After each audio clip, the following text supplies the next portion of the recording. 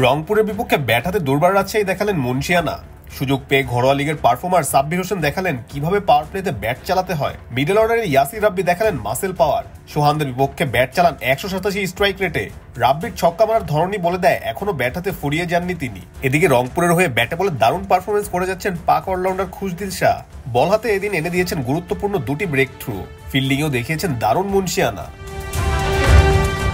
রংপুরের বিপক্ষে টসে হেরে ব্যাটিংয়ে নামে দুর্বার রাজশাহী।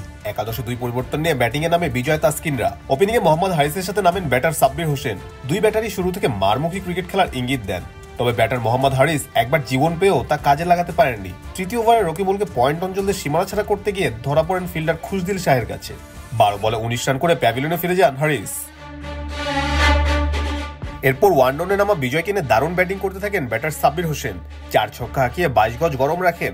এদিকে রাজশাহীর 6 ওভার শেষে সংগ্রহ দাঁড়ায় 62, 1 উইকেট হারিয়ে।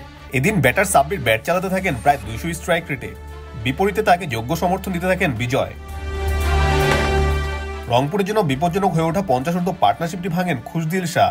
8ম ওভারে সাব্বিরকে ফিরিয়ে রংপুর শিবির স্বস্তির নিঃশ্বাস ফেলে। 19 বলে 39 রান করে ডাগ আউটের পথ ধরেন সাব্বির। ঠিক এর পরের বলেই হার্ডিটের রায়ান বার্লকে ফিরিয়ে রংপুর উল্লাসে মেতে ওঠেন।